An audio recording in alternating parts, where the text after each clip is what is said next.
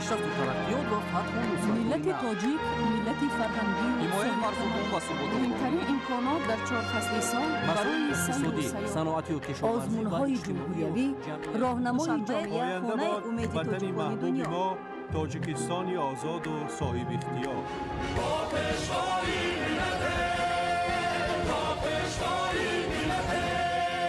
دوست باشید، اتفاق باشید، شکرانه همین دولت کنید، شکرانه همین سرزمین کنید، شکرانه کنید که چنین وطن عزیز و محبوب دارید.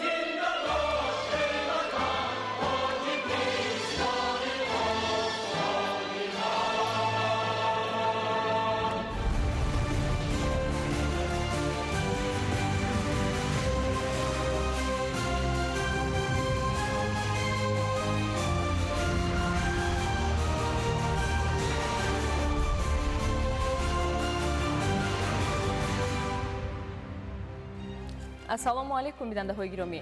барномаи иттилоотии ахбор бо тозатарин хабару гузоришҳо аз телевизиони Тоҷикистон манзури шумо менамоем бинандаҳои азиз. дар студия бо шумо Ёрмуҳаммад Самадзода ва Мадина Назарзода. фармони президенти ҷумҳурии Тоҷикистон дар бораи даъват намудани ҷаласаи якуми якҷояи Маҷлиси миллӣ ва Маҷлиси намояндагони Маҷлиси олии ҷумҳурии Тоҷикистон даъвати ҳафтум.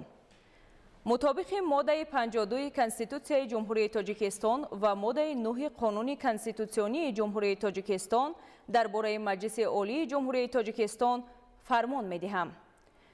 ҷаласаи якуми якҷояи Маҷлиси миллӣ ва Маҷлиси намояндагони Маҷлиси олии ҷумҳурии Тоҷикистон даъвати ҳафтум 16 декабри соли 2025 соати 10 дар шаҳри Душанбе даъват карда шавад.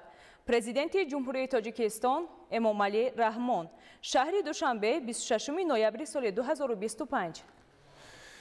ёдовар мешавем ки 26 ноябр президенти ҷумҳурии Тоҷикистон пешвои миллат муҳтарам Эмомалӣ Раҳмон бо мақсади иштирок дар ҷаласаи навбатии шӯрои амнияти дастҷамъии созмони аҳдномаи амнияти дастҷамъӣ вориди шаҳри Бишкеки ҷумҳурии Қирғизистон шуданд. 26 ноябр президенти ҷумҳурии Тоҷикистон пешвои миллат муҳтарам Эмомалӣ Раҳмон бо мақсади иштирок дар ҷаласаи навбатии шӯрои амнияти дастҷамъии созмони аҳдномаи амнияти дастҷамъӣ вориди шаҳри Бишкеки ҷумҳурии Қирғизистон шуданд. дар фурудгоҳи байналмилалии шаҳри Бишкек сарвари давлати Тоҷикистон муҳтарам Эмомалӣ Раҳмонро сарвазири ҷумҳурии Қирғизистон Адилбек Касималиев ва дигар намояндагони воломақоми ин кишвар истиқбол гирифтанд. ҳамчунин ба хотири пазироии самимии меҳмони олимақом президенти ҷумҳурии Тоҷикистон муҳтарам Эмомалӣ Раҳмон аз ҷониби аҳли ҳунари кишвари дӯст барномаи дилнишини фарҳангӣ пешкаш карда шуд.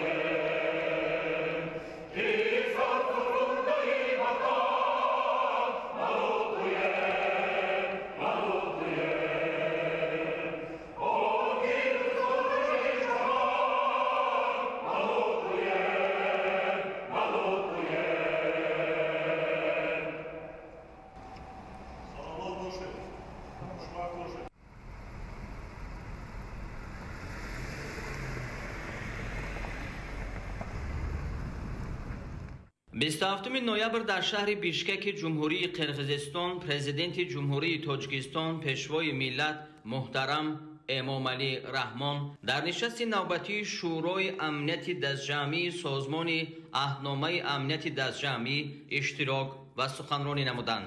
сарвари давлати мо муҳтарам эмомалӣ раҳмон нахуст ба роҳбари кишвари мизбон барои муҳайёсозии шароити хуби ҳамоиш арзи сипос намуда, ҳолати кунунӣ ва дурнамои ҳамкорӣ дар доираи созмони аҳдномаи амнияти дастҷамъиро мавриди таҳлилу баррасӣ қарор доданд.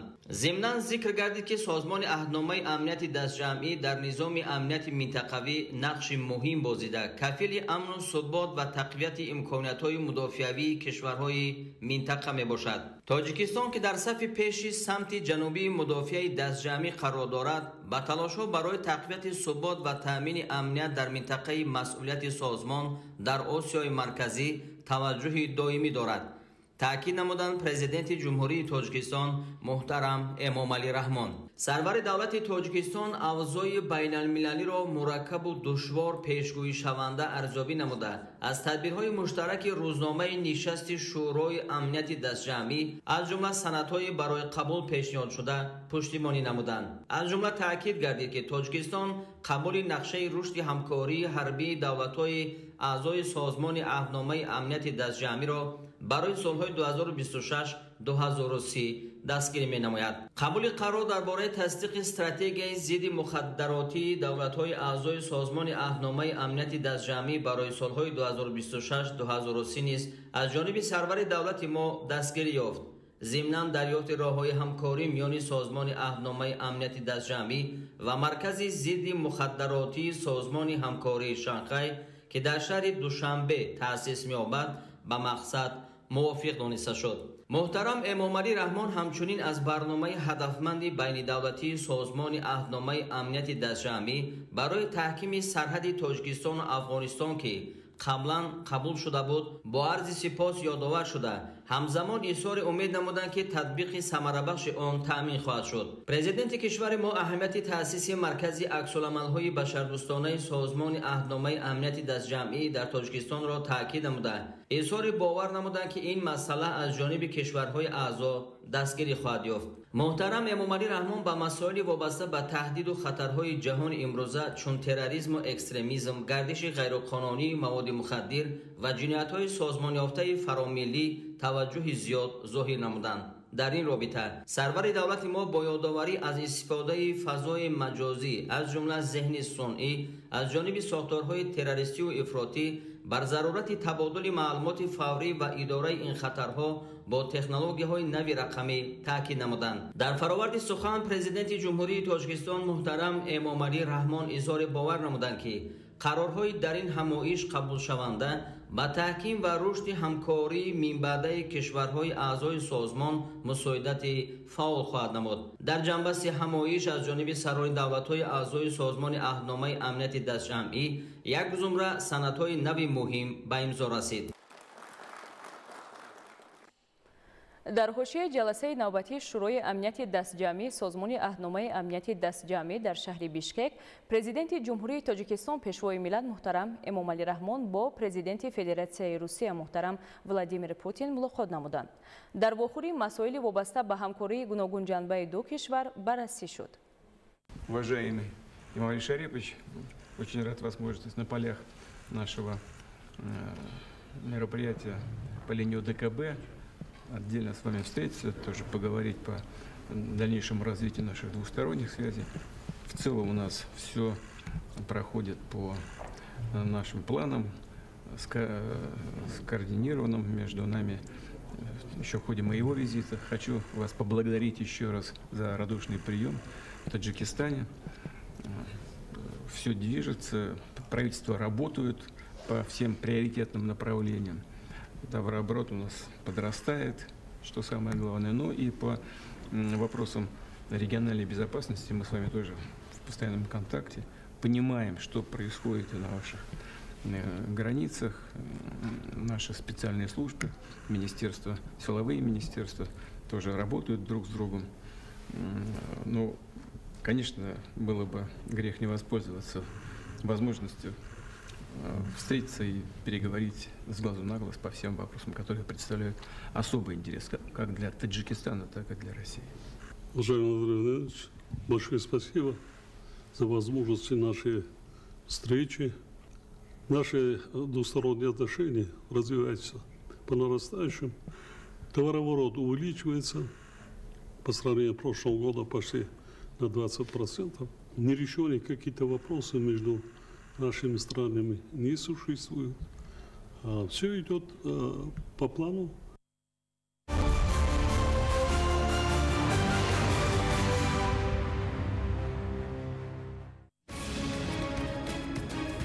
энергияи сарфашуда, имкониятҳои нав барои ҷомеа, истифодаи оқилонаи барқ, сармоя барои фардои обод.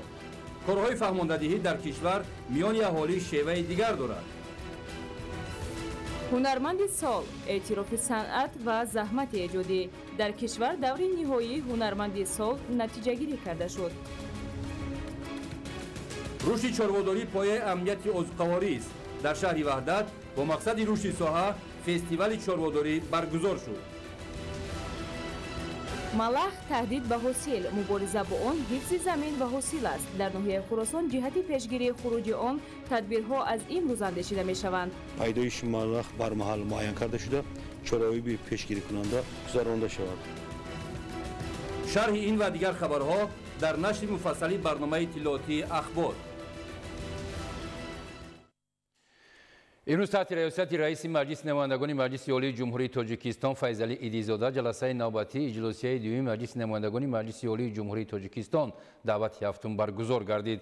дар иҷлосия лоиҳаи қонуни ҷумҳурии тоҷикистон дар бораи буҷети давлатии ҷумҳурии тоҷикистон барои соли 2026 ва дурнамои нишондиҳандаҳои буҷети давлатӣ барои солҳои 2027-2028, лоиҳаи барномаи қарзгирии берунаи давлатии ҷумҳурии тоҷикистон барои соли 2026 ва дурнамои нишондиҳандаҳои он барои солҳои 2027-2028, дар бораи самтҳои асосии сиёсати пулию қарзии ҷумҳурии тоҷикистон барои соли 2026 ва давраи миёнамуҳлат, лоиҳаи қонуни ҷумҳурии тоҷикистон дар бораи ворид намудани тағйири иловаҳо ба кодекси тандурустии ҷумҳурии тоҷикистон, лоиҳаи қонуни ҷумҳурии тоҷикистон оид ба ворид намудани тағйирот ба қонуни ҷумҳурии тоҷикистон дар бораи занбури асалпарварӣ, лоиҳаи қонуни ҷумҳурии тоҷикистон оид ба ворид намудани тағйироту илова ба қонуни ҷумҳурии тоҷикистон дар бораи вазъи ҳуқуқии шаҳрвандони хориҷӣ ва шахсони бешаҳрванд дар ҷумҳурии тоҷикистон, лоиҳаи қонуни ҷумҳурии тоҷикистон оид ба ворид намудани тағйири иловаҳо ба қонуни ҷумҳурии тоҷикистон дар бораи истеҳсолоти иҷро ва пешниҳоди президенти ҷумҳурии тоҷикистон оид ба лоиҳаи қарори маҷлиси намояндагони маҷлиси олии ҷумҳурии тоҷикистон дар бораи муқаррар намудани рутбаҳои махсус ба кормандони агентии назорати маводи нашаоварӣ назди президенти ҷумҳурии тоҷикистон мавриди баррасӣ қарор гирифта, аз рӯи ҳамаи масъалаҳои баррасӣ гардида қарорҳои дахлдор қабул карда шуд.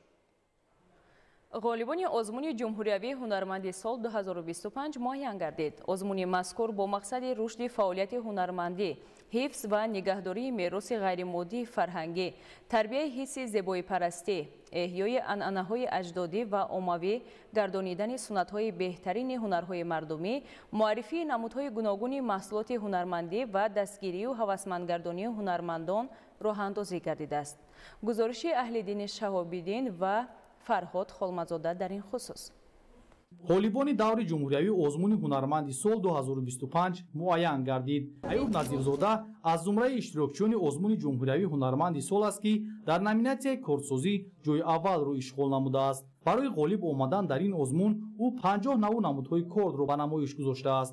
дар номинатсияи корсозӣ ҷойи аввалро гирифтам. дар ҷумҳурӣ зиёда аз 20 сол шуд ки ҳамин ҳунар карди ҳамкор кардем. ҳунари худро зиёдтар кунем, барои меҳмонҳои пойтахти азизамон армағонҳои беҳтаринро пешниҳод кунем. ғолибони озмуни ҷумҳуриявии ҳунарманди сол 2025 аз вилояти мухтори кӯҳистони Бадахшон, вилоятҳои Суғду Хатлон, шаҳри Душанбе ва шаҳру ноҳияҳои тобеи ҷумҳурӣ аз рӯи 5 номинатсия номпазӣ, чакандузӣ, атласбофӣ ва корсозӣ иштирок намуданд. бо ҳунари корсозӣ дар имрӯза озмун иштирок кардем. ман зиёда аз 20 навуд кортҳоро овардагӣ, мисли мана кортҳои армағони аз шохи бузи ангорӣ тайёр кардем, аз шохи овкардагӣ ҷилоф аз шохи бузи ангорӣ. зиёда аз 35 сол эси ҳунари корсозӣ машғул ҳастем. баргузории ҳамин хел озмунҳо, фестивалҳо барои ҳунарманд, барои боз ҳам эҷод кардани ҳунари худ имконият медиҳад. баргузор намудани озмуни ҷумҳуриявии ҳунарманди сол бо мақсади амалисозии барномаи рушди ҳунармандӣ дар ҷумҳурии Тоҷикистон барои солҳои 2021-2025 бо дастгирии ҳукумати ҷумҳурии Тоҷикистон ба роҳ монда шудааст. озмуни мазкур бо мақсади рушди фаъолияти ҳунармандӣ, ҳифз ва нигоҳдошти мероси ғайримоддии фарҳангӣ, тарбияи ҳисси зебоипарастӣ, хештаншиносӣ, ҳунармандӣ ва ватандӯстӣ, эҳёи анъанаҳои аҷдодии ҳунарҳои мардумӣ ва оммавӣ гардонидани сунъатҳои беҳтарини ҳунарҳои мардумӣ, тарғиби таҷрибаи пешқадами ҳунармандони варзида, муаррифии намудҳои гуногуни маҳсулоти ҳунармандӣ ва дастгириву ҳавасмандгардонии ҳунармандон роҳандозӣ гардидааст. ҳамаи ин ғамхориҳо аз дастгирии бевоситаи ҳукумати ҷумҳурии Тоҷикистон, асосгузори сулҳу ваҳдати миллӣ, пешвои муаззами миллат, президенти ҷумҳурии Тоҷикистон муҳтарам Эмомалӣ Раҳмон дарак медиҳад ва пеш аз ҳама ана ҳамин дастгириҳои сарвари муаззами миллат аст ки беш аз ҳама рушди ҳунармандӣ рушд карда истодааст. аз нав зинда кардан ва рушд додани анъанаву сунъатҳои волову наҷиби халқамон ва дар ин радиф такя ба ҳунарҳои мардумӣ намудан далели худшиносии миллӣ ва симои хоси миллӣ доштани халқи тоҷик мебошад. мақсад аз баргузории озмуни мазкур рушди фаъолияти ҳунармандӣ, оммавӣ гардонидани сунъатҳои беҳтарини ҳунарҳои мардумӣ ва дастгирию ҳавасмандгардонии ҳунармандон мебошад ки барои ба шуғл фаро гирифтани аҳолӣ ва беҳтар гардидани сатҳи зиндагии мардум мусоидат менамояд. дар фарҷом барои ҳар як номинатсия ғолибони ҷои якум, дуюм ва сеюм муайян гардида бо диплом ва сипосномаҳо қадрдонӣ гардиданд.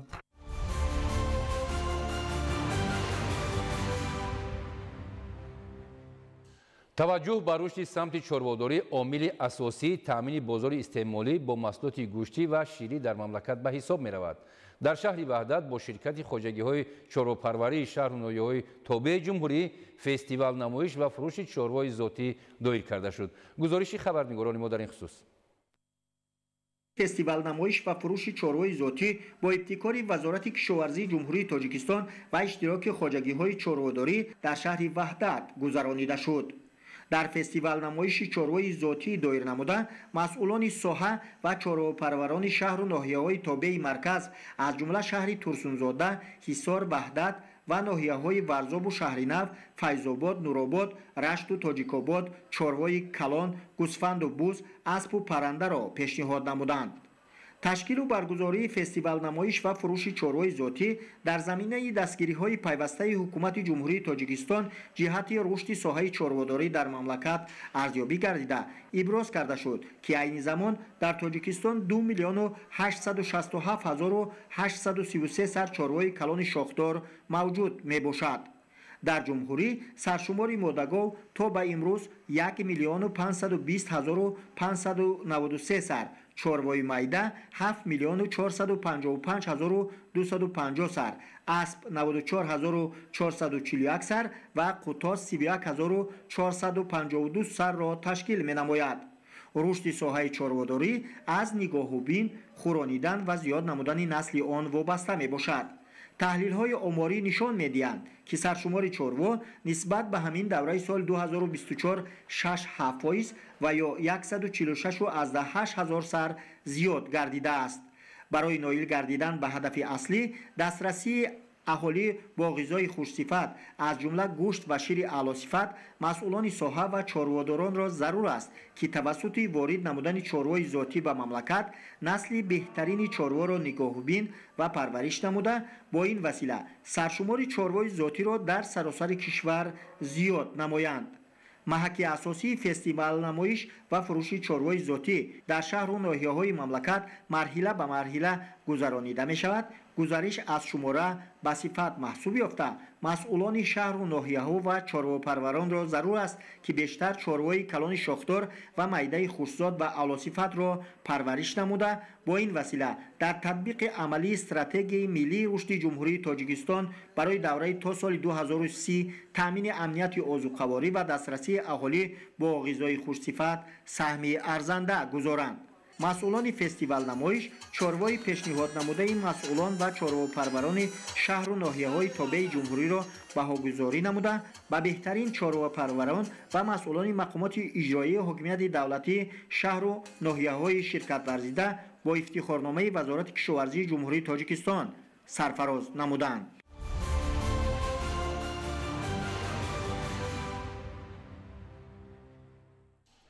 طبق ارزیابی کارشناسان سال 2025 در دنیا سال گرمترین در تاریخ مشاهده ها می باشد.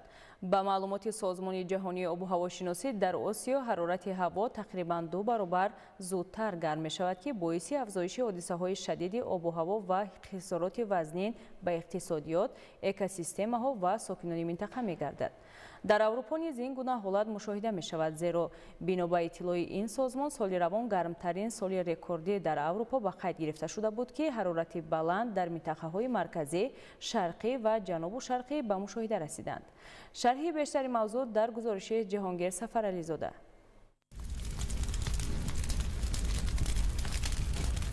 کارشناسان مسائل اقلیمی بلندشوی حرارت زمین را سالهای 2050 پیشگویی نموده بودند، ولی تمایل بالوروی حرارت در اکثر کشورهای جهان از آن درک می‌دهد که پیشگویی‌ها برای سالهای آینده پیش از مهلت الکی شروع از سال 2025 به عمل آمده ایستاده است. بنابر اطلاع کارشناسان بین‌المللی ماه ایول سال روان از ماه‌های گرمترین 10 ساله اخیر به شمار می‌رود. در برابر این سال تا سال بارشات در جهان از جمله در تاجیکستان کم شده است. چنین حالت در سمت تولید نیروی برق تاثیر خود را می‌گذارد. بنابر اطلاع مسئولین агентии آب و هواشناسی ماه نوامبر امسال نسبت به ماه نوامبر سال گذشته بارشات کم گردیده است. تحلیل‌های ماه نوامبر نشان می‌دهند که در حقیقت ماه نوامبر سال 2025 یکی از ماه‌های خشک‌ترین در بعد تحلیل ماه‌های نوامبر سال‌های قبلی به حساب می‌رود، چون که امسال طی 25 روز علاقه پس سر شد، لیکن تنها 3 و 4 نوامبر در بخش از منطقه‌های جمهوری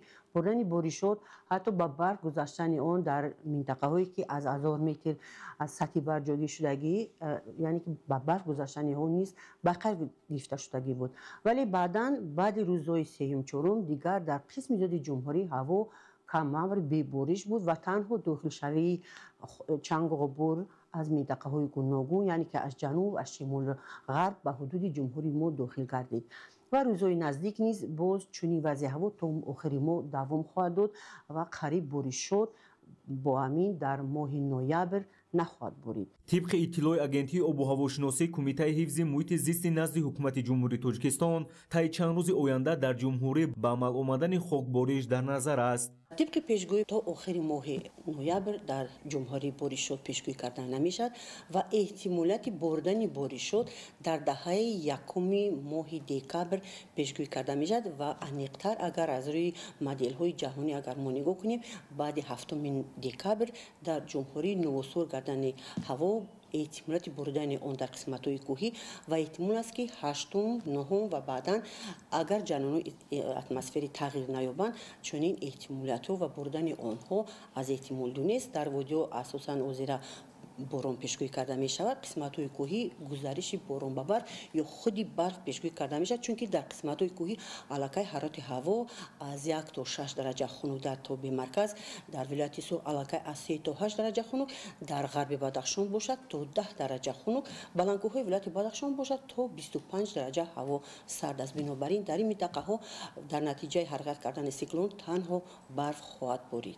مسئله گرمشوی به سابقه حرارت هوا که یکی از عامل‌های اساسی تغییریابی اقلیم محسوب می‌یابد، امروزها نه تنها متخصصان بلکه تمام مردم عالم را به تشویش آورده است. گرمشوی به سابقه هوا، افزودن ترکیب اوزون اتمسفر، به عمل آمدن آفت‌های گوناگون طبیعی و در نتیجه وارد گردیدن خسارات زیاد به ساحه‌های اقتصادی و اجتماعی دولت‌ها، این همه نشاندهنده‌های آن عنوان می‌شود. موافق پیشگویی‌ها تغییریابی اقلیم در دوام عصر 21 سبب کمشوی جدی سرچشمه‌های برقرار شونده آب‌های روی زمینی و زیرزمینی در اکثر منطقه‌های خشک سوبتروپیکی می‌گردد. این به شدتگیری رقابت در استفاده ذخیره‌های آبی در ساحه‌ها از جمله در سمت تامین نیروی برق به تأثیر نخواهد ماند.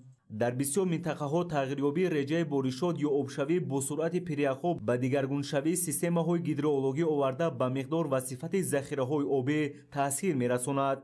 در چنین حالت به نظر متخصصان کم شدن بارشات پایان‌روی ریزش آب در آبانبارهای جمهوری آورده رسانیده است. استفاده مقصدناک نیروی برق خصوصا در فصل زمستان از معرفت بلند شهروندی و مسئولیت شناسی هر فرد وابستگی دارد.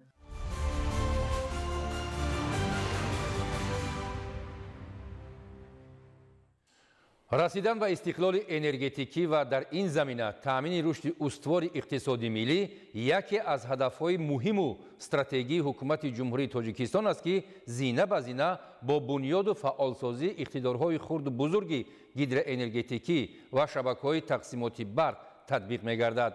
раванди мукаммалсозии инфрасохтор, истеҳсоли барқ ва таъмини он ба ҳар хонадон яке аз афзалиятҳои муҳим дар ин самт дониста мешавад, ки бо хароҷот ва машаққати зиёд ба даст меояд. Фахриддини Муҳаммадюсуф мавзӯъро шарҳ медиҳад. дар солҳои соҳиби истиқлолӣ ҷумҳурии Тоҷикистон дар самти татбиқи сиёсати энергетикӣ ба муваффақиятҳои беназир аз ҷумла бунёди низоми ягона ва ба кору андохтани иқтидорҳои бузурги гидроэнергетикӣ ноил гардид. дар ин раванд дар баробари афзоиш ва таҳкими иқтидорҳои истеҳсоли нерӯи барқ ҳамзамон талабот низ рӯзторӯз меафзояд. падидаи дигар вобастагии иқтидорҳои истеҳсоли нерӯ аз табиат буда серборишӣ ва ё коҳиш ёфтани он ки ҳоло мушоҳида мешавад бар раванди тавлиди барқ дар мавсими зарурӣ таъсир мерасонад. имрӯз дар нерӯгоҳи норак барои истеҳсоли нерӯи барқ ҳама гидроагрегатҳо аз таъмирҳои ҷорӣ навбатӣ бароварда шуда барои истеҳсоли нерӯи барқ омода мебошанд. иқтидори нерӯгоҳ айни замон дар назардошти гидроагрегати рақами 7 ва гидроагрегати рақами 2225 мегаватт мебошад, ки дар ҳолати будани об нерӯгоҳи норак метавонад ки бо гидроагрегатҳои доштааш ба иқтидори пурра истеҳсоли нерӯи барқро идома диҳад. дар шароити кунунӣ барои таъмини аҳолӣ бо нерӯи барқ иқтидори техникӣ муҳайё шудааст, аммо захираи зарурӣ аз ҳисоби коҳиши боришот талаботи истифодаи мақсаднок ва сарфаи нерӯву захираҳои табииро тақозо мекунад. ин аст ки ҳоло кормандони масъули соҳа бо сабаби камбудани воридоти об кӯшиш ва талош доранд, ки то мавсими баҳор иқтидори истеҳсоли барқро аз оби захираи мавҷудаи обанбори нерӯгоҳи норак истифода баранд. обанбори нерӯгоҳи норак обанбори мавсимӣ буда дар фасли тобистон об зиёд мешавад ҳангоми гарм шудан ва дар вақти мавсими хунукӣ бошад аз сабаби хунук шудан дар болобҳо воридоти об кам мешавад. айни замон чихеле ки ба ҳамагон маълум аст аз сабаби набудани боришот ва хунук шудан дар мавзеъҳои болообӣ воридоти об ба нерӯгоҳ ба обанбори нерӯгоҳ кам шудааст. айни замон мувофиқи ҳисобҳои нерӯгоҳ субҳи ҳамин рӯз ба обанбори нерӯгоҳ ба миқдори 189 метри мукааб об ворид шудааст, ки ин барои истеҳсоли зиёди нерӯи барқ кам мебошад. ҳоло бо дар назардошти шароити мавҷуда муносибати дурусту сарфакорона бо нерӯи барқ, пешгирии талафоти он ва ба ин васила саҳм гузоштан дар таҳкими ҳадафи муҳиму стратегии мамлакат. дар умум мусоидат ба истиқлолияти энергетикӣ рисолати шаҳрвандии ҳар як фард ба шумор меравад, зеро сифати таъминот бо барқ дар бисёр маврид аз масъулият ва маърифати истифодабари он низ вобастагӣ дорад. мо дар масъалаи истеҳсоли барқ дар масъалаи кор кардани таҷҳизот ягон танқисӣ ягон душворӣ надорем. фақат барои мо душворӣ он аст ки захираи обмон кам аст. дар соҳаи энергетикии кишвар таъмини пурраи талаботи мамлакат бо нерӯи барқ ва гармӣ дар фаслҳои тирамоҳу зимистон тавассути барқарор намудани иқтидорҳои мавҷуда, истифодаи манбаъҳои алтернативии истеҳсоли қувваи барқ ва ба кор андохтани иқтидорҳои нав, инчунин татбиқи сиёсати самараноки сарфаи нерӯи барқ ва паст кардани талафоти он зарур аст, ки аз истифодабарандагон низ масъулияти ҷиддиро тақозо мекунад. гарчанде ки аз ҷониби ҳукумати ҷумҳурии Тоҷикистон баҳри истеҳсол ва таъминоти нерӯи барқ чораҳои зарурӣ андешида мешавад, истеҳсоли асосии нерӯи барқ дар Тоҷикистон аз табиат вобастагии калон дорад. вобаста ба дарки вазъи имрӯза ки нисбат ба ҳамин давраи соли гузашта захираи об 3.5 метр камтар ба назар мерасад, мардуми Тоҷикистонро зарур аст ки барқро сарфакорона ва оқилона истифода намоянд. таҳкурсии асосии иқтидори иқтисодии ҳар давлат аз рушди соҳаи энергетика вобаста мебошад, зеро пешрафти иқтисодиёт ва иҷтимоиёт умуман ҷомеа бе инкишофи соҳаи энергетика ғайриимкон аст. маҳз бо талошҳо иқтидорҳои тавлиди барқ таҳким ёфта, системаи энергетикӣ зина ба зина таҷдид мегардад. дар баробари ин шумораи истифодабарандагони нерӯи барқ низ зиёд шуда сербориро ба вуҷуд меорад. дар ин замина шаҳрвандони мамлакат бояд сарфи назар аз ҳолатҳои муваққатӣ ба вуҷуд омада бо таҳаммулпазирӣ дар истифодаи оқилонаи барқ ва рафъи мушкилоти эҳтимолӣ масъулиятшинос бошанд.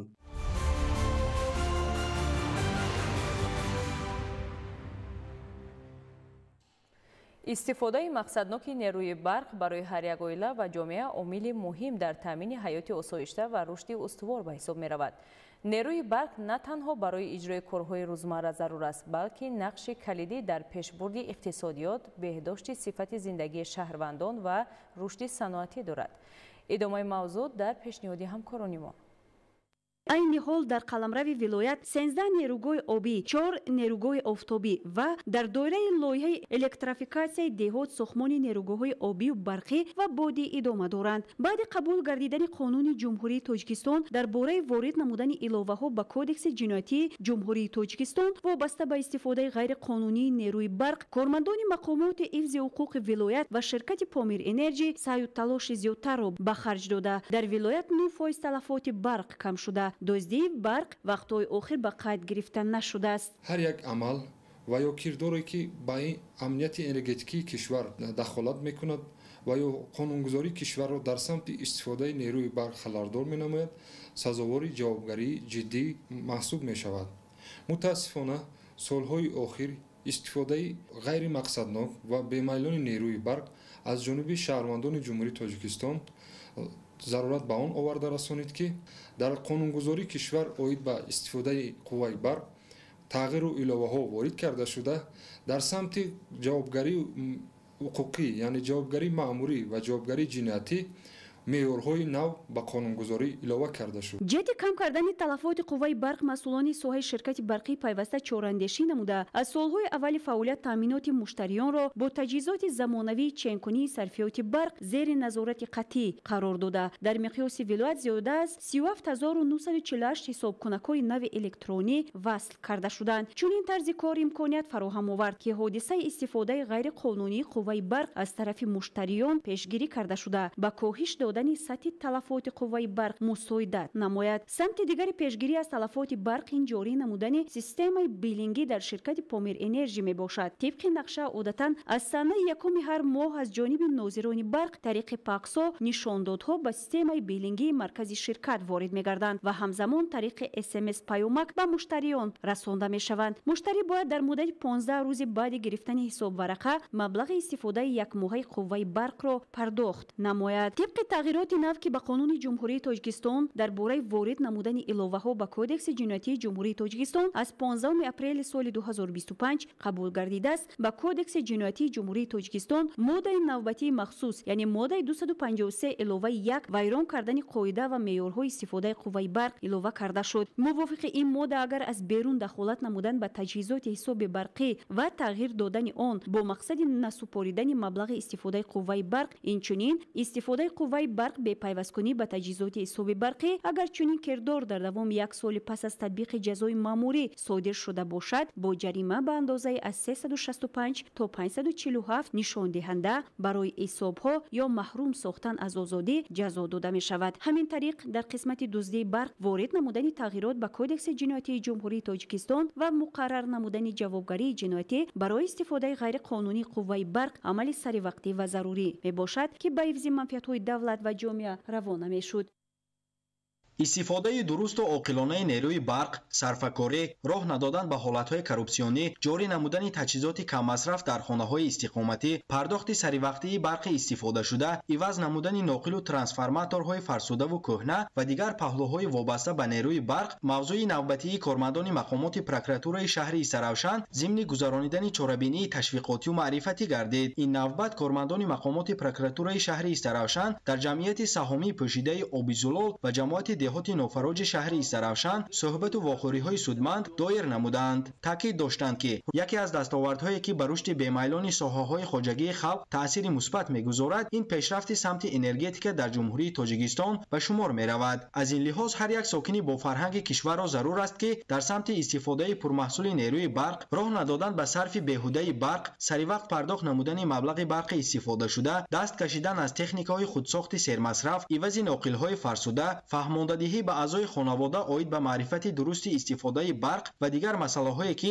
талаботи замони имрӯз ва қонунгузории мамлакат мебошад, диққати аввалин дараҷа зоҳир намоянд. аз аҳолӣ хоҳиш карда шуд ки ҷиҳати самаранок истифода бурдани нерӯи барқ бетараф набошанд ва асосан дар фасли тирамоҳ зимистон ки талабот ба нерӯи барқ бениҳоят зиёд мегардад, ҳангоми истифодабарии нерӯи барқ аз таҷҳизотҳои худсохт, таҷҳизотҳое ки масрафи зиёд доранд, худдорӣ намоянд ва истифодаи бемавриди барқ низ танзим карда шавад.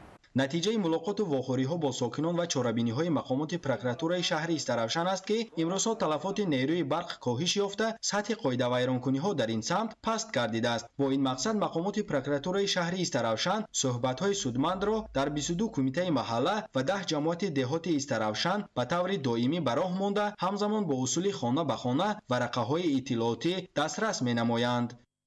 ба хотири баландбардоштани сатҳи маърифати энергетикии аҳолӣ, масъулони прокуратураи ноҳияи восеъ дар якҷоягӣ бо кормандони шабакаҳои барқ, миёни фурӯшандагони бозору марказҳои савдо ва сокинону фаъолони ноҳия корҳои фаҳмондадиҳиро пурзур намуда истодаанд. зимнан таъкид гардид ки истифодаи дурусту мақсадноки таҷҳизоти барқӣ ва риояи талаботи қоидаи техникии бехатарӣ аз ҷониби истифодабарандагони қувваи барқ дар баробари сарфаи нерӯи барқ, инчунин ба таъмини устувории шабакаҳои барқӣ, коҳиши хавфҳои эҳтимолӣ ва дастрасии аҳолӣ ба нерӯи барқ мусоидат менамояд. оқилонаву сарфакорона истифодабарии нерӯи барқ аз ҷониби ҳар як истифодабаранда дар пешгирии ҷинояткорӣ, коҳиш додани ҳолатҳои ғайриқонунӣ, истифодаи нерӯи барқ ва рушди иқтисодиёти кишвар мусоидат намуда, иҷрои чунин ӯҳдадориҳо рисолати ватандӯстиву масъулияти шаҳрвандии ҳар як сокини мамлакатро тақозо менамояд. имрӯзҳо бо мақсади пешгирии ҳолатҳои ғайриқонунӣ истифода бурдани нерӯи барқ ва баланд бардоштани маърифати истифодаи оқилонаи он корҳои фаҳмондадиҳӣ пурзур карда мешавад. дар ин самт масъулини мақомоти прокуратураи ноҳияи шаҳри нав дар бозорҳои марказӣ ва якчанд ҷамоатҳои деҳоти ноҳия корҳои профилактикӣ гузаронидаанд. таъкид гардид ки новобаста аз чорабиниҳои андешидашуда ва бурдани корҳои фаҳмондадиҳӣ дар ин самт якчанд ҳолатҳои ташвишовар ба назар мерасад.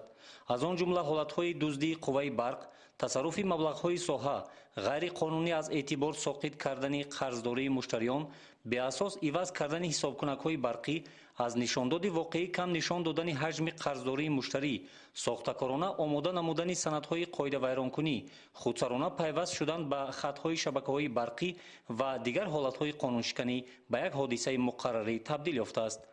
иброз гардид ки дар шароити имрӯза бояд ҳар як шаҳрванди тоҷикистон ҷиҳати оқилона ва сарфакорона истифода бурдани нерӯи барқ саҳмгузор бошад. воқеан ҳам ҳадафи ҳар як сокини мамлакат расидан ба сатҳи зиндагии боз ҳам беҳтар ва ҳаёти осоишта мебошад.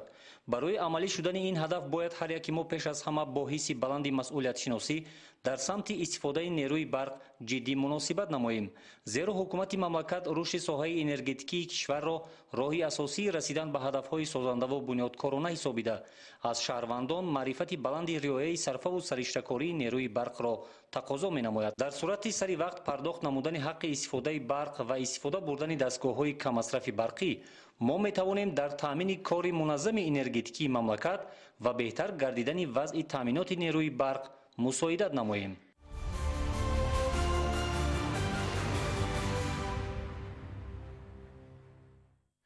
ин шабу рӯз марказҳои барқу гармидиҳии душанбе барои таъмини бемушкилии бинову иншооти пойтахт бо гармӣ фаъолияти назарраси истеҳсолӣ доранд. барои ин дар иншооти мавҷудаи марказҳо ангишт ба миқдори зарурӣ захира гардида, кори кормандон ҳамарӯза аз ҷониби мутахассисон назорат карда мешавад. яке аз ҳадафҳои асосии бунёди марказҳои барқу гармидиҳии душанбе таъмини бинову иншооти пойтахт бо гармӣ ва дар давраи тирамоҳу зимистон сарфа намудани нерӯи барқ мебошад.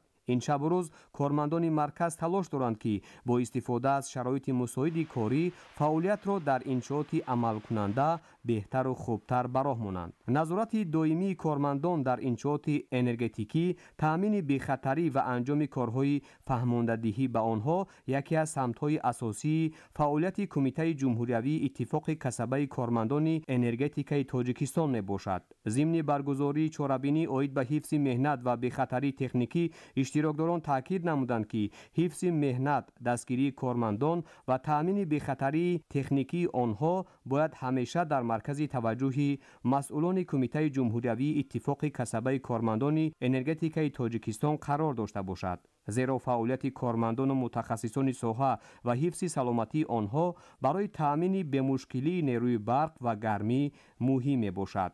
ҳадафи мо иттифоқҳои касаба беҳтару хубтар намудани шароити кории кормандон, пешгирии садамаҳои истеҳсолӣ, бемориҳои касбӣ, ҷиҳати таъмини бехатарии кормандон, ҳифзи меҳнат ва дастгирии онҳо мебошад. گفته شد که حالا در مرکز برق و گرمدهی دوشنبه 2 زیاده از 800 نفر فعالیت می نمایند که از جانب کمیته اتفاق کسبه فیلیال مرکز برق و گرمدهی 2 جمعیت سهامی کشاده برق تاجیک برای تامین بی‌خطری، دستگیری و حفظ سلامتی آنها تدبیرهای ضروری پیوسته عملی کرده می شود. در ادامه چاره‌بینی عاید به حفظ مهنت و بی‌خطری تکنیکی، همزمان مسئولان دایر به نظارت سریوقتی انشاءات انرژتیکی، تأمین معیشی و تکنیکی کارمندان و بهتر و با صفت انجام دادن کارهای استحصالی، فکر و اندیشه ها و مصلحت های سودمند را پیشنهاد نمودند.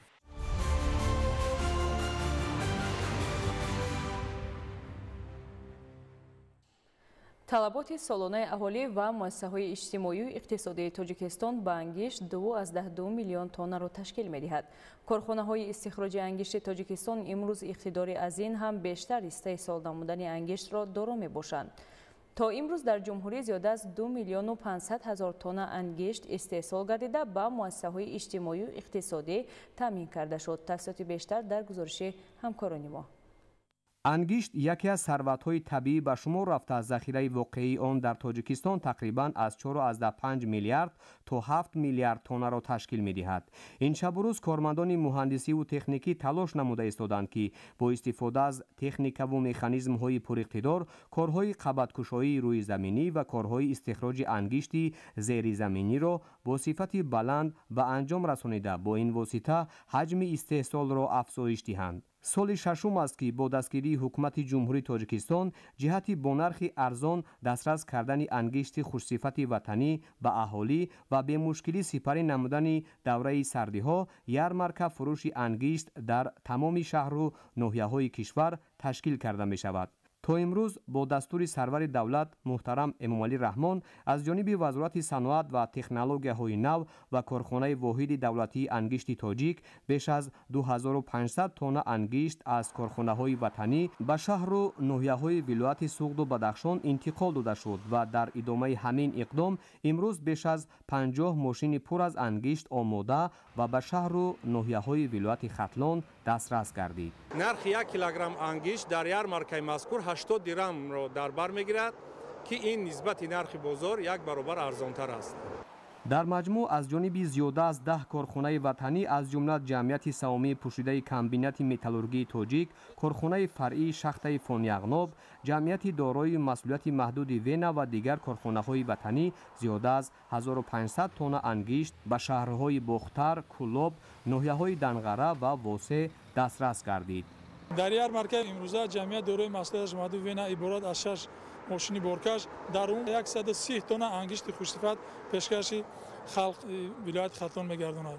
ҳадаф аз роҳандозии ин тадбир ба сокинони шаҳру ноҳияҳои кишвар ва муассисаҳои иҷтимоиву иқтисодӣ дастрас кардани ангишти арзону хушсифат ва бемушкилӣ сипарӣ намудани давраи зимистон арзёбӣ мегардад.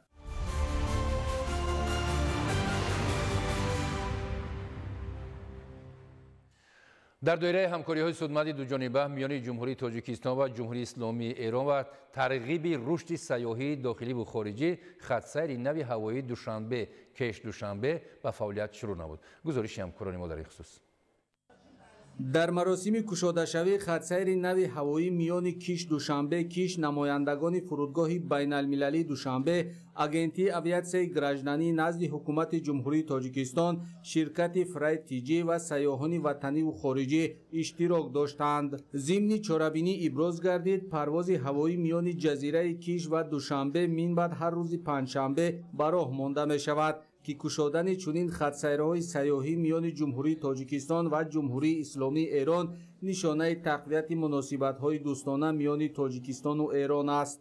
парвози нави мустақим аз душанбе ба ҷазираи киш аз 27 ноябр ба роҳ монда шуда бо ҳавопаймои ширкати киш эрлайнс анҷом дода мешавад. ҳамин гуна сафар ба ҷумҳурии исломии эрон боз ҳам қулайтар гардида барои шаҳрвандони тоҷикистон раводид лозим намегардад. ҳангоми вуруд ба эрон муҳри махсус дар шиноснома гузошта мешавад ва гузаштан аз назорати гумрук ба таври содакардашуда сурат мегирад. маълумот дода шуд ки аз моҳи ноябр дар ҷазира جزیره کیش موسمی بهترین استراحت آغاز می‌گردد و در این دوره اقلیم جزیره گوارا، آب بحر گرم و هوا برای گشت و گذار، شنا و تماشا خیلی مناسب است.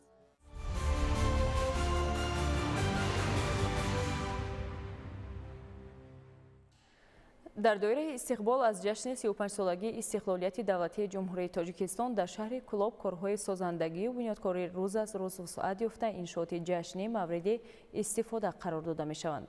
از رفتی به استفاده دادن چند انشاءات گوناگون تعیینات در شهر کلوب رحمت علی نظری گزارش می‌دهد. با مقصد سزاوار استقبال گرفتن جشن 35 سالگی استقلالیت دولتی جمهوری تاجیکستان در شهر و دهات کلوب کارهای سازندگی و بنیادکاری در یک قطار انشاءات جشنی متشکلانه جریان دارد که یک قسمیان با تدریج مورد بهره برداری قرار داده می شوند. در این زمینه با اشتراک مسئولین مقامات اجرایی حاکمیت دولتی ولایت ختلان و شهر کلوب در محله حکیم نعمت ویشر میدانچه ورزشی را که از جانب صاحبکار وطنی ساخته شده است مورد استفاده قرار دادند. کارهای ساختمانی در این انشاءات ورزشی سال جاری آغاز گردیده در یک مدت کوتاه با طرح زمانوی ساخته به استفاده داده شد. بنیاد چنین میدانچه ورزشی برای جلب جوانان و نورسان به ورزش و طرز حیاتی سالم اهمیت کلان دارد. تالار مجلسی مقامات اجرایی حاکمیت دولتی شهر کلوب که سالها باز روی تعمیر را ندیده بود با سبک و اصول خاص تعمیر را تجدید گردیده برای گذراندن همه گونه چاره‌بینی‌های سطحی شهری و منطقوی شرایط فراهم آورده شده است که از این هم بازدید به عمل آوردند.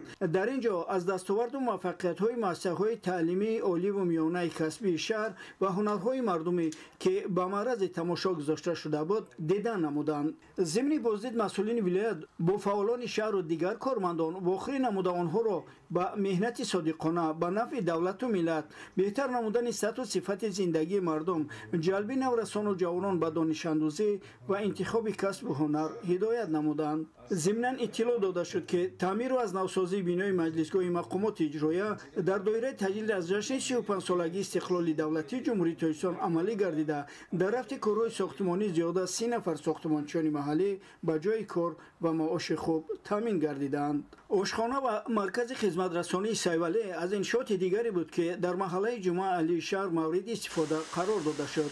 انشاءات نو از جانب صاحبکار سیوالی برهانوف با مقصد رشد اینفراستراکچور خدمت رسانی و فراهم آوردن جایهای نوی کاری بنیاد شده است. با استفاده دادن انشاءات 25 نفر ساکن محلی به جای کاری دائمی تامین شدند. در پرتو اقدام‌های خیرخواهانه پیشوای ملت محترم امام علی رحمان نسبت شخصان نیازمند و بی‌پرستار به 25 نفر یتیم سر و لباس زمستانه تحفه کرده شد که باعث شادی و سروری آنها گردید.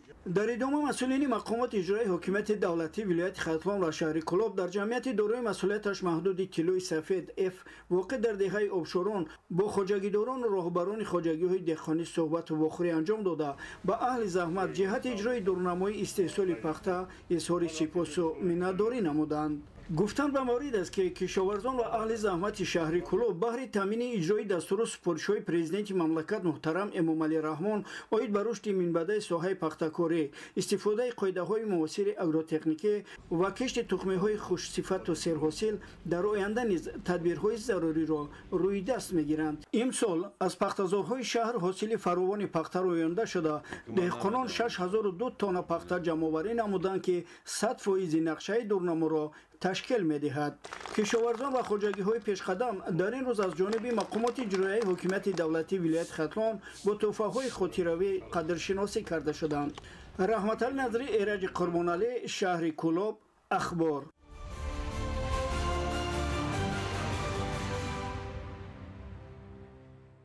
بنیادی راه و پل‌ها وسیله اساسی پیشرفت اقتصادی دولت و تامین شرایط زندگی شایسته به شمار می‌رود. در این زمینه در همه شهر و ناحیه‌های کشور دستاوردها نظررس گردیده کار در این سمت شیوه دیگر دارد. بنیادی پلی ماشین‌گذار در بالای دریای سرخاب در ناحیه بلجوان ادامه منطقی همین تدبیرهای سازندگی است. شرح بیشتری موضوع در تهیه همکاران ما.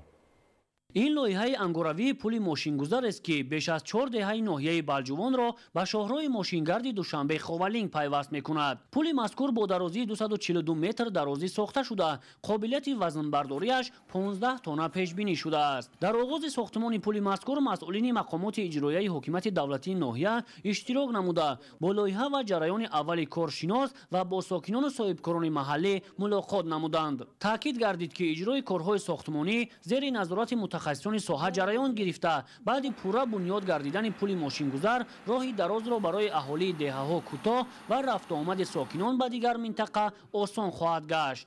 در پیروی با تشبس‌های سازنده پیشوای ملت و بخشیده به 35 سالگی استقلال دولتی جمهوری تاجیکستان، مردم دو دهه‌های فیض‌آباد و شهید باباخانی ناحیه بلجوان تصمیم گرفتند که یک پل ماشینگذار را برای اهالی ساخته مورد استفاده قرار دهند.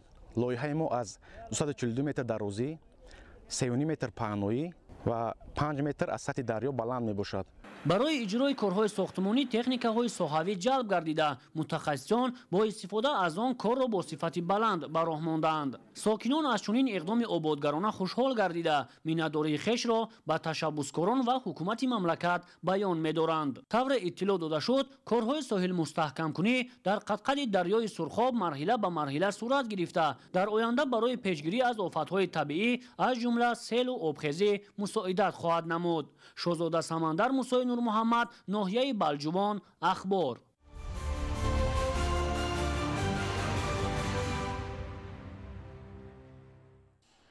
برای سری وقت نیست و یا کم کردن ضرر ملخ مراکشی به زراعت‌های کشاورزی مشاهده موضع‌های خروج آن نقش اساسی دارد. حالا متخصصان مؤسسه دولتی اکسپدیسیه مبارزه بر ضد ملخ وزارت کشاورزی جمهوری تاجیکستان برای سری وقت معین نمودن مکان پیدایش ملخ‌ها مشاهده‌های تیر مهم می‌گذرانند. گزارش همکاران ما در این خصوص. موضع مهنت‌آباد در این و دیگر چراگاه‌های ناحیه خراسان اولین ظهور ملخ اگر سال 2024 28 مارس به قید گرفته شده باشد، در سال 2025 اولین پیدایش ملخ به 18 مارس راست آمد. متخصصان بر محل پیدا گشتن ملخ را به گرمشوی حرارت، کمبارشی و دیگرگونشوی اقلیم ربط می‌دهند. مکان انکشاف ملخ‌های مراکشی اساساً همین گونه چراگاه‌های زمستانه، زمین‌های بکارخوابیده دارای علف‌های بیگانه یکساله و از تأثیر آفتاب تیز نابود شونده تشکیل می‌دهند. حالا در ناحیه خراسان و دیگر شهر و ناحیه‌های ملخ به قید گرفته شده، متخصصان مؤسسه دولتی اکسپدیسیه مبارزه بر ضد ملخ وزارت کشاورزی جمهوری تاجیکستان مشاهده‌های تیرماهی می‌گذرانند. مقصد از گذراندن این مشاهده‌های تیرماهی معین نمودن مکان موضع تخم‌گذاری ملخ میباشد. یعنی گذراندن مشاهده تیرا با ما امکانیت میدهد که پیدایش ملخ بر محل معین کرده شده چاره‌های پیشگیری کننده گذرانده شود. با این مقصد هم امروز متخصصان مؤسسه سفربر گردند که در تل و تپایی که دشوارگذر است، جایی که موضعی که آسیب پذیر هست، تخم‌گذاری ملخ را معین کنیم. طبق مشاهده در قبط 4-5 سانتی متری خاک در هر یک نیچه گذاشته ملخ‌ها از 40 تا 43 کرمینه موجود است. در جایهایی که مشاهده گذارنده شده است با اصول تپچه کردن خاک یا بیرقچه نشانه گذاشته شده مقداری نیچه ها به قید گرفته می شوند. با چنین طرز زمین های پنگشته وضعیتی آنها در 1 متر مربع انیق مکان اساسی ملخ‌ها معین و در صورت گرم شدن حرارت خاک و پیدا گردیدن اولین ملخ چراهای مبارزه تقویت داده می شوند. در موضعی که موضوع قرار داره ملکه نشان داد که تخم‌گذاری ملخ یعنی مانده شده است. وابسته به گرمشوی اقلیم، وابسته به کم بارش آمدن سال انتظار می رود که یعنی بر محل برآمدن ملخ در جمهوری و خروج اون از احتمال دور نیست. با این مقصد جرای پیشگیری کننده ما امروز در جایی که ملخ تخم گذاشته است نشانه گذاری می‌نماییم. برای سری وقت نیست و یا کم کردن ضرر ملخ به زراعت‌های کشاورزی مشاهده نقش اساسی دارد. در چنین طرز مشاهده مقدار نیچه‌ها در 1 متر مربع به حساب گرفته می شود. با گفته متخصصان ملخ مراکشی اصلا در منطقه‌هایی که برای گذراندن کارکرد کیمیاوی دست نورس می باشد تخم گذاشته دوره به دوره از دامنه‌کوه‌ها به وادی‌ها می فراید.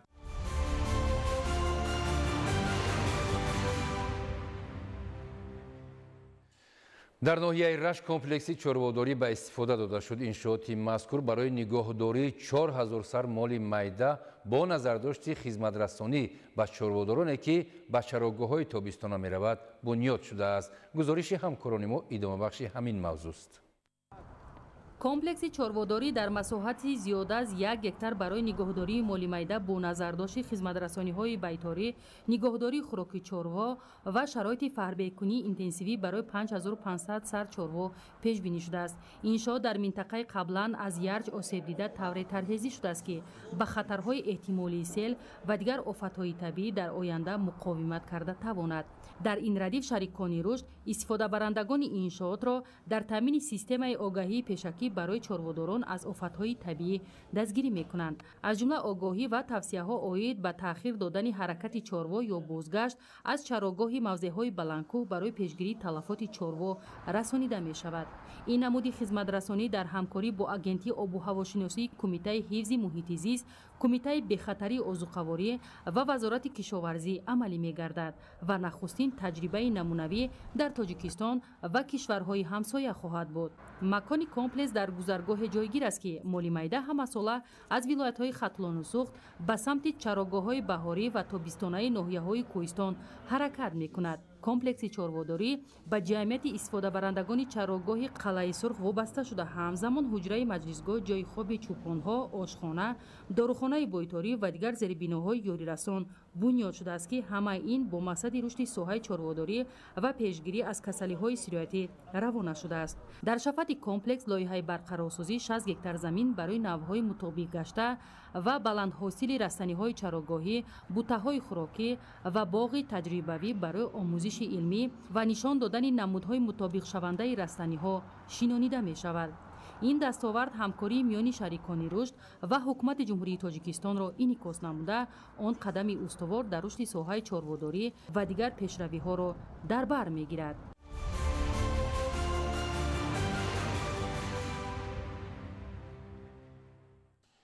افراطگرایی و تروریسم، گردش غیرقانونی مواد مخدر و استعمال آن ظهورات نامطلوب زمان معاصر به حساب رفته. برای از بین بردن آن فعالیت دسته جمعانه مشترک همه قشرهای جامعه مهم حسابیده می‌شوند. در این روند طبق نقشه چاره‌بینی‌ها از جانب مقامات دخلدار در بین شهروندان از جمله نورسان و جوانان کارهای پیشگیری و فهماندهی گذرانیده می‌شوند. ادامه موضوع در گزارش نوبتی. ظهورات نامطلوب تروریسم و اکستریمیسم به پیشرفت دولت‌ها و حیات آسایشته ساکنان جهان خطرهای جدی ایجاد نموده، از بین بردن آن مبارزه مشترک کشورها را تقاضا دارد. در شرایط روزافزون اوضاع سیاسی جهان و وسعت گرفتن نیزه‌ها، اوج برخوردهای اطلاعاتی، مسلح شوی و افزایش متشکل تهدیدهای فرامرزی، آسیب‌پذیری کشورها از جمله دولت‌های ملی بر علا احساس می‌شود. در شرایط پرتضاد منطقه و جهان، حمایت بزرگ ترین ارزش استقلال و آزادی از هر یک ما سعی و تلاش شبانه روزی، ننگ و ناموس ملی، زحمت صادقانه و فداکارانه و مهمتر از همه اتحاد و سرجمی تقاضا می‌نماید. از این لحاظ ما باید از گذشته دیده بیشتر و خوبتر متحد و سرجم باشیم و برای حفظ دولت و ملت، آرامی، منفعت‌های ملی و دستاوردهای زمان صاحب استقلالی وفادار و صادق. مبارزه بر ضد خرافات و عقیده‌های افراطی وظیفه اساسی مقامات دولتی و اهل جامعه کشور میباشد. در این زمینه جهت بلند برداشتن سطح آگاهی و دانش‌های سیاسی و حقوقی جوانان نسبت به تهدیدهای معاصر، تروریسم و اکستریمیسم، استفاده مواد نشه‌آور و دیگر ظهورات نامطلوب در دانشگاه دولتی تجارت تاجیکستان همایش سیاسی معرفتی برگزار گردید. در واخوری نمایندگان ریاست منطقوی گمرک در شهر دوشنبه و ریاست وزارت کارهای داخلی در شهر دوشنبه اشتراک نمودند. خطرهای تروریسم و اکستریمیسم، راه و اصولهای پیشگیری، شامل شوی بعضی جوانان به حرکت‌های افراطی، پیامدهای تعلیمات غیررسمی دینی، تاثیر روندهای جهانی شوی بر شعور جوانان، نقش علم و دانش در پیشگیری افراطگرایی و خطر استفاده مواد نشه‌آور با شرح مفصل و تحلیل عمیق از جانب نمایندگان مقامات حفظ حقوق شهر دوشنبه پیشنهاد آموزگاران و دانشجویان کرده شد. гуфта шуд ки ҷавонон ки чун нерӯи пешбаранда ворисони асилу арзандаи миллату давлат ва созандагони имрӯзу фардои ватан эътироф шуданд, чун сипари боэътимоди миллату давлат бар зидди ҳама гуна хатари терроризму экстремизм дар доираи санадҳои меъёрии ҳуқуқии мамлакат мубориза баранд ва дар ободиву осоиштагии тоҷикистони соҳибистиқлол ташаббускор бошанд. таъкид гардид ки мақомоти ҳифзи ҳуқуқи кишвар дар самти пешгирӣ ва ошкорсозии ҷиноятҳои вобаста ба терроризм, экстремизм ва қочоқи маводи нашаовар пайваста тадбирҳои заруриро амалӣ месозад. бо дар назар дошти он ки ҷавонон бештар ба хавфу таҳдидҳои иттилоотии муосир дучор мегарданд, огоҳ намудани онҳо яке аз самтҳои муҳими фаъолияти тарғиботӣ ба ҳисоб меравад. анҷоми корҳои фаҳмондадиҳӣ байни қишрҳои мухталифи ҷомеа, хосат ҷавонон, аҳамияти амалию иҷтимоӣ дошта, дар шароити афзоиши хатари ҷиноятҳои фаромилӣ, густариши иттилооти бардуруғ дар шабакаҳои иҷтимоӣ ва талоши гурӯҳҳои ифротгаро барои ҷалби ҷавонон ба баланд бардоштани маърифати ҳуқуқӣ ва зиракии сиёсии онҳо мусоидати амиқ менамояд. ин тадбир ҳамчунин сатҳи огоҳии ҷавононро ба маротиб боло мебарад ва ба ташаккули шуури миллию масъулияти шаҳрвандӣ мусоидат менамояд. дар анҷоми вохӯрӣ миёни иштирокдорон вобаста ба масъалаҳои мавриди таваҷҷӯҳ муҳокимарониҳо сурат гирифт.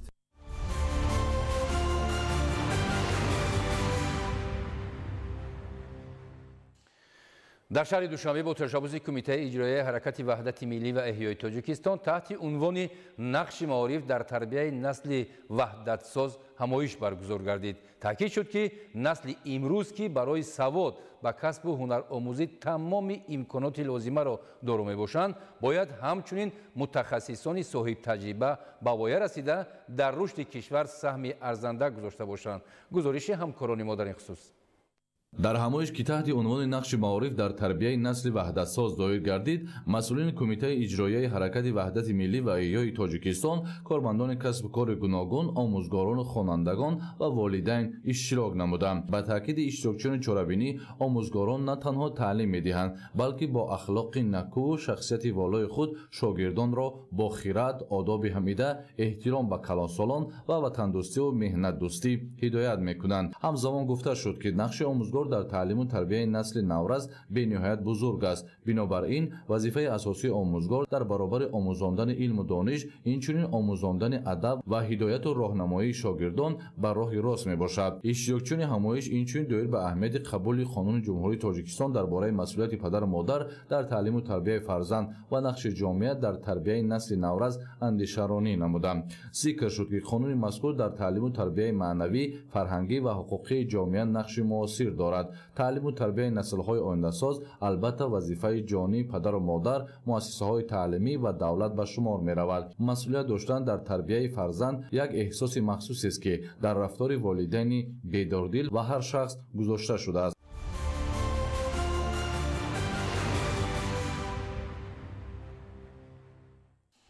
бинандаҳои гиромӣ, ин буд нашри муфассали барномаи иттилооти ахбор. хайр, саломат бошед.